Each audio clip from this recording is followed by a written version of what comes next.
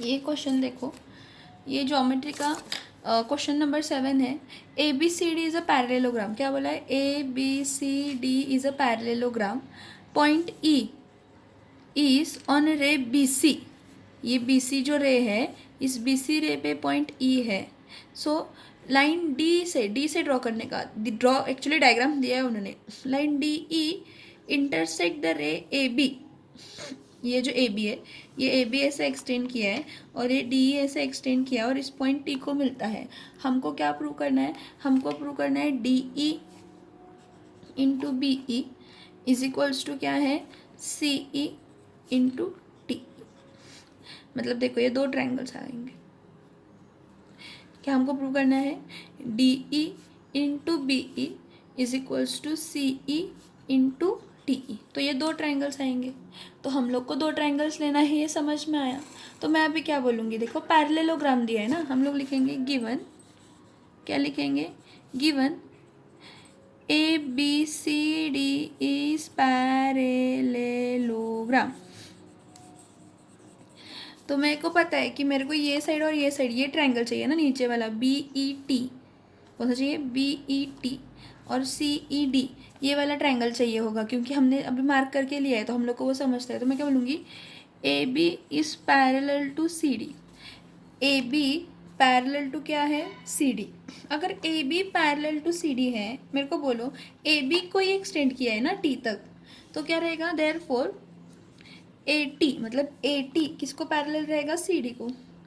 A T is parallel to C D. अभी देखो, if A T is parallel to C D, अगर A T parallel to क्या है? C D है, तो मैं क्या बोलूँगी? टी डी ट्रांसवर्सल कंसिडर करूँगी। ये टी डी जो है, ये ट्रांसवर्सल कंसिडर करूँगी। टी डी क्या कंसिडर करूँगी? ट्रांसवर्सल कंसिडर करूँगी। तो बोलूँगी A T is parallel to C D and D T is transversal, and D T is transversal. हाँ, अभी डी टी ट्रांसवर्सल अगर रहेगा तो ए टी डी, एक्चुअली देखो, ये Z forming, A T D angle A T D is congruent to angle C D T, is congruent to angle C D T. क्यों? तो alternate angle test, alternate angle test, मैं alternate angle test. मैं क्या बोलती हूँ? ये ए T D लिया ना, तो मैं क्या करती हूँ? यहाँ पे छोटा करती हूँ, यहाँ से लेती हूँ। बी टी ई भी सेम रहेगा ना, ए के जगह पे मैंने क्या लिया? बी लिया। तो बी टी ई देखो, हाँ, B T E, B T E, ये छोटा वाला पार्ट लिया। Angle B T E, D तक भी नहीं गई मैं, डी तक भी नहीं गई, इतना ही पार्ट लिया क्योंकि मेरे को इतना ही ट्रायंगल चाहिए। Angle B T E is congruent to angle C D E. ये देखो, ये सी डी टी तक नहीं गई, यहाँ तक ही रखा। Is congruent to angle C D E, is congruent to angle C D E. ठीक है? क्यों? अल्टरनेट एंगल टेस्ट वही है। इसको हमने कट किया है, ए टी डी का जगह पे ये ए टी डी इतना बड़ा था ना, तो मैंने छोटा कर दिया उसको, बी टी ई कर दिया उसको। क्या कर दिया? बी टी और क्या कर दिया? ई कर दिया। और सी डी टी था, सी डी टी था, देखो सी डी टी था, तो मैंने उसको सी डी ई छोटा कर दिया। तो मैं बोलूँगी इन ट्रायंगल, कौन सा? In triangle B T E and triangle C D E, angle B T E is congruent to angle C D E. इसको 1 बोलती हूँ, ऊपर वाले कंडीशन को, और लिखती हूँ फ्रॉम 1। क्या लिखती हूँ? फ्रॉम 1। ठीक है, नेक्स्ट। अभी देखो, दूसरा क्या रहेगा? वर्टिकली अपोजिट एंगल रहेंगे ना, बी ई टी, ये वाला angle B E T is congruent to C E D. Angle B E T is congruent to angle CED, CED। क्यों? तो वर्टिकली अपोजिट एंगल्स, कैसा रहेगा? Vertically opposite angle. तो अगर देखो दो एंगल्स कॉन्ग्रुएंट है तो ट्रायंगल्स क्या रहेंगे? Similar. Triangle B T E is similar to triangle C D E, triangle B T E is similar to triangle C D E. अब by which test? By a test of similarity, by a test of similarity. अगर दो triangle similar हैं तो उनके sides proportion में रहेंगे, तो कौन सा लेगा? B T upon C D. देखो B T upon C D. दूसरा लेंगे टी ई, ई टी लिखती हूँ मैं इसकी जगह पे, ई टी अपॉन ई डी, ई टी अपॉन ई डी। और ये फर्स्ट और एंड, ई बी अपॉन क्या आएगा? सी ई, ई बी अपॉन क्या आएगा? सी ई आएगा, ई बी अपॉन क्या आएगा? सी ई आएगा। समझ में आ रहा है यहाँ तक?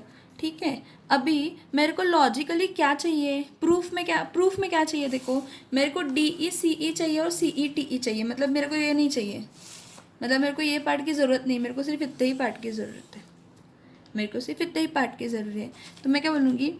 ई टी इंटू सी ई, क्रॉस मल्टीप्लाई किया। देखो ई टी नहीं, एक स्टेप एक्स्ट्रा करती हूँ, एक स्टेप एक्स्ट्रा करती हूँ। यहाँ पे मैं क्या लिखती हूँ? यहाँ पे लिखती हूँ E T upon E D या फिर D E is equals to ई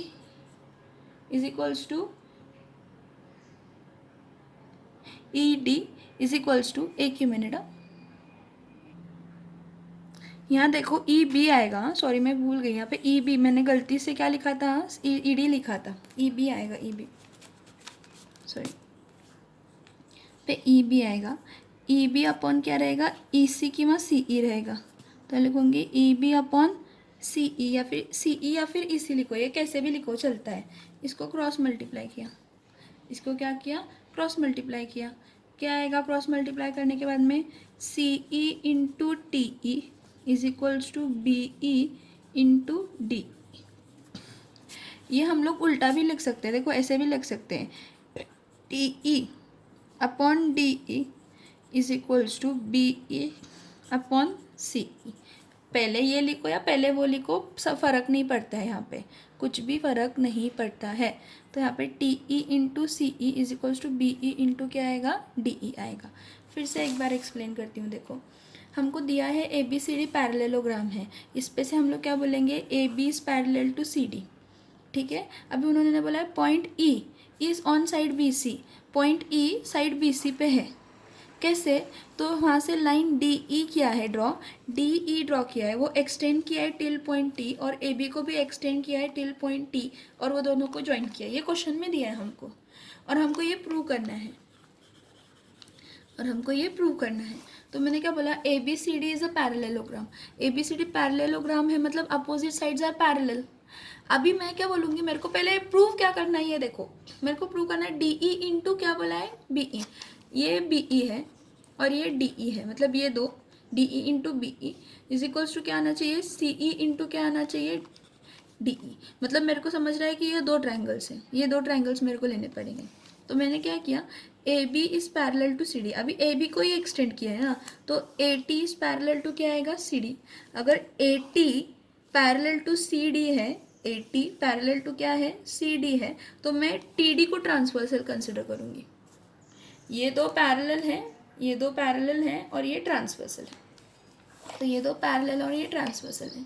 तो बोलूँगी angle A T D is congruent to angle C D T, ऐसे जेड फॉर्म हुआ, A T D is congruent to C D T.